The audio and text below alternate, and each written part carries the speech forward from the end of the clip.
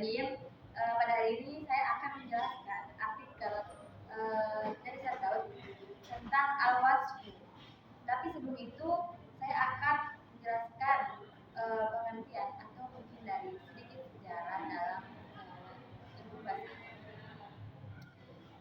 Keistimewaan bahasa Arab menurut Al-Hawwi yang wafatnya tahun 1986 memiliki, di sini beliau menjelaskan memiliki keistimewaan itu ada 3 poin, yaitu dalam Arab, bahasa yang digunakan dalam sholat dan juga hadis-hadis Nabi. Mengapa bahasa Arab itu penting? Karena menjadi kunci untuk memahami ajaran Islam, dikarenakan seluruh ilmu yang ada di dunia ini itu terdapat pada kalangan-kalangan imam-imam atau ulama-ulama terdahulu. Lalu bahasa Arab bukan hanya untuk Islam. Dari itu dari buku-buku yang kita telah pelajari itu bukan hanya kita yang membaca, tapi orang lain pun, misalkan dari suku lain atau yang bukan karena hanya dipakai dalam bahasa Al-Quran ataupun hadis-hadis Nabi, tetapi telah dijelaskan seluruh ilmu atau pengetahuan itu ada di buku karangan-karangan orang-orang terdahulu dari bangsa Arab. Bahasa Arab di dunia pendidikan itu sangatlah untuk saat ini mungkin cukup umum, tapi lebih familiar lagi itu dalam pesantren. Lalu cabang ilmu bahasa Arab itu memiliki ilmu fonologi, yaitu yang ilmu tentang bunyi-bunyinya, mungkin dari lahjat atau cara pengucapan, dan juga dari membaca sesuai dengan kaidah-kaidahnya. Ilmu sorof itu bentuk kata, dan ilmu nahwu itu di mana sebelum menjadi kalimat itu disusun dari tata kalimatnya. Dan ilmu dalalah yaitu makna kata. Jadi sebelum menjadi salah satu kalimat jumlah mufidah, di situ bahasa Arab itu memiliki atau membutuhkan 3 penjelasan atau 3 definisi yang akan menjadikan kalimat jumlah mufidah itu. Yaitu yang pertama tadi sorof, kemudian nahwu, dan dalam ilmu dalam. Dan menurut linguistik, ilmu bahasa Arab itu dibagi menjadi 2, yaitu sinematik dan lain-lain, dan juga nahwu dianggap sebagai bapak bahasa Arab, dan ilmu sorof itu disebut ibunya. 2 ilmu ini sangatlah penting karena jadi dasar dalam bahasa Arab. Seperti yang sebelum itu sudah saya jelaskan, rukun bahasa Arab itu adalah dalam rukun bahasa itu salah satu ciri khas bahasa Semit adalah biasanya berasal dari 3 huruf dasar atau akar kata, lalu dibentuk menjadi aplikasi penambahan awan akhiran atau sisipan.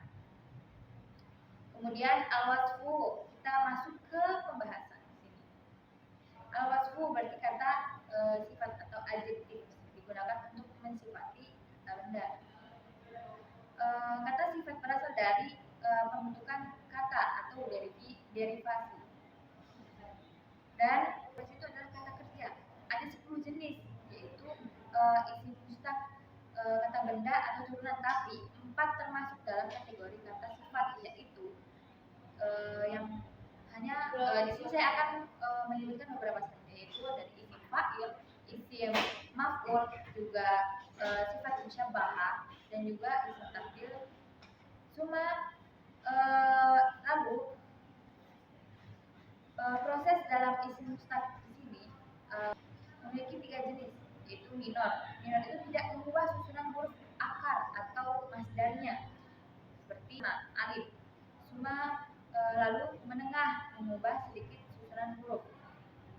Semua menyamakan makna dari huruf yang sama walaupun beda urutan atau pengucapan. Lalu lainnya, yaitu harus bersifat kualitatif, yang berbasis studi pustaka yang dikumpulkan di berbagai kitab dan juga dideskripsikan dengan 3 tahapan. 4 tahapan: mengumpulkan data, menyusun data, menganalisis, dan menyimpulkan kesimpulan atau kesimpulan.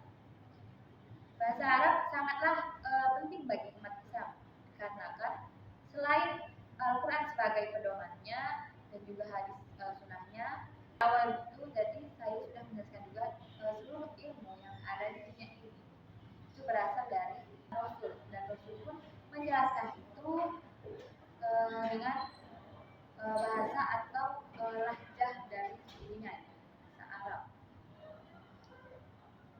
Lalu setelah ini akan menjelaskan polanya kepada saudari Vanita Diana. Pola derivasi al-wasfu. Derivasi al-wasfu sangat berhubungan dengan fi'il. Sebab al-wasfu dibentuk berdasarkan fi'il sebagai kata dasarnya. Derivasi al-wasfu berdasarkan fi'il itu ada 2, yaitu fi'il sulasi dan ghair sulasi. Kemudian derivasi isim fa'il, pertama derivasi isim fa'il yaitu satu berdasarkan fi'il sulasi mujarrad, yaitu hanya ditambahkan alif di tengah kata fa'ala. Misal fa'ala ditambahkan alif setelah fa jadi fa'il. Kemudian fi'il ghair sulasi, misal asal kata yaitu af'ala, sedangkan ini kalau berdasarkan selain sulasi atau ghair sulasi ditambahkan mim di awal kata fi'il tersebut, yaitu misal fa'il menjadi mafa'il. Kemudian safaro ditambah mim menjadi musafirun. Begitupun yang lain. Kemudian yang kedua, derivasi al-wasfu dari